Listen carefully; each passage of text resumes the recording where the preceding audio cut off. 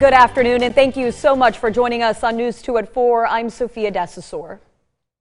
We have team coverage this afternoon on the crisis in Ukraine that's impacting global relations, the world's economy, and millions of lives. We're breaking down the how of this international news impacts you right here in the Low Country. We're hearing from people who have lived or have family in Ukraine. I spoke with a professor who grew up in that country and now specializes in Eastern European studies. News 2's Brendan Clark heard from a government official who worked in both Russia and Ukraine, and Raymond Owens spoke with an MUSC doctor who's from that region as well. But first, we want to cover the latest from Washington just hours after the president addressed the nation. Alice Barr has our report. War has arrived in Ukraine. Russia launching a broad invasion by land and air, bombarding major cities across the country, including the capital of Kyiv. World leaders united in outrage against Russian President Vladimir Putin's attack on a sovereign country. President Biden addressing the nation. Putin is the aggressor. Putin chose this war, and now he and his country will bear the consequences. Amid reports of casualties, Ukrainian civilians taking shelter underground or racing to evacuate. So many terrified and tearful. To see this happening to the country is just devastating. I just can't believe someone could be so evil. Missile strikes so far largely targeting military installations and airfields, as U.S. defense officials say Russia is trying to decapitate and replace Ukraine's pro-Western government.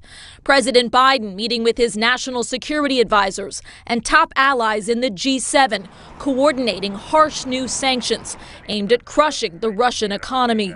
We will limit Russia's ability to do business in dollars, euros, pounds, and yen, to be part of the global economy. With sanctions and uncertainty rocking world markets, President Biden promising to protect American consumers and defending against criticism that he still hasn't unleashed every economic weapon in his arsenal, even as sanctions alone have not prevented Putin's march to war. This is going to take time. It's not going to occur. He's going to say, oh my God, these sanctions are coming, I'm going to stand down.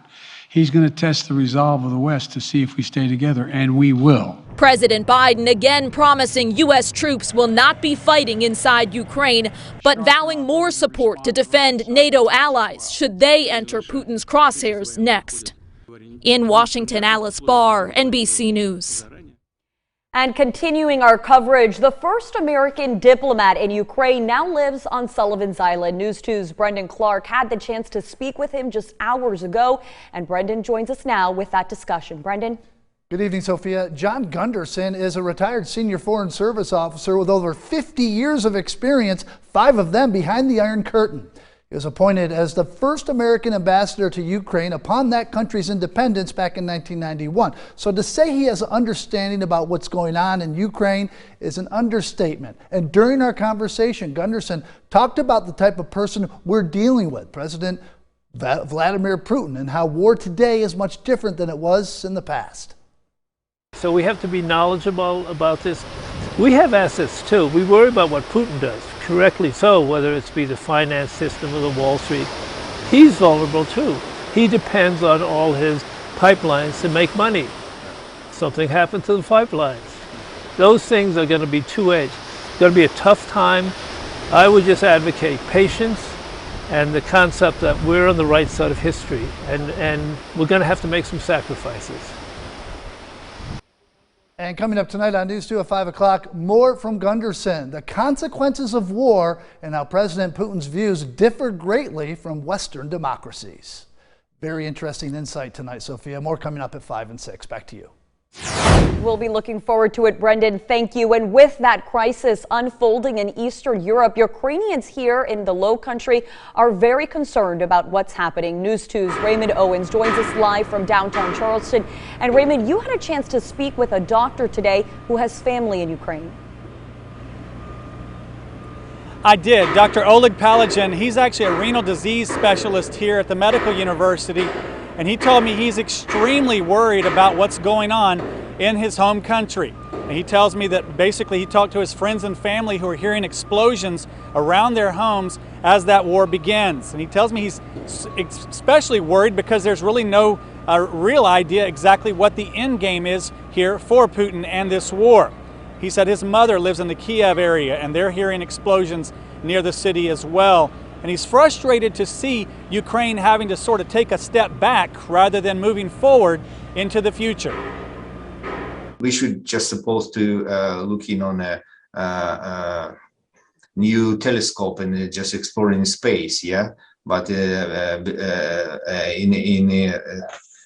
do absolutely opposite. We go into back in another century and start a primitive fight. That's not what I expect from our days, yeah. And Dr. Paladin tells me he just had some friends from the Ukraine visiting the Low Country. They started heading back to Ukraine and were not able to make it back. All flights have been canceled, and right now they don't even know when they'll be able to return to their country. Live in downtown Charleston, I'm Raymond Owens. Count on 2. And as the invasion in Ukraine unfolds, political analysts and historians are working to understand the timing of Russian President Vladimir Putin's decision. It's important to consider that Russian aggression at the Ukrainian border has been a reality for several years now, which raises the question, why now? I spoke with Ukrainian Board College of Charleston professor Max Kovalov, who specializes in Eastern European politics. He says Putin keeps a keen eye on the West, political division in the United States, weakness within Europe, particularly with that Brexit referendum, all likely played a role in his decision to invade Ukraine. As for if that invasion could have been avoided, he says Russia could have been deterred sooner. All of these attempts, all of these micro aggressions or micro incursions by Russia have been appeased by the West. And I'm not talking about the current president, I'm talking about previous presidents who, so that all 4 of the last presidents are responsible somehow for this policy of appeasement. Coming up on News 2 at 5 o'clock, I asked Kovalov about what this invasion means for stability in Europe and how Ukrainians are responding. And after a tumultuous day on the stock market, the Dow Jones ended up finishing up nearly 100 points up on the day. At its worst, it was down more than 600 points. We have the latest on the stock market as well as full coverage on the crisis in Ukraine over on our website, counton2.com.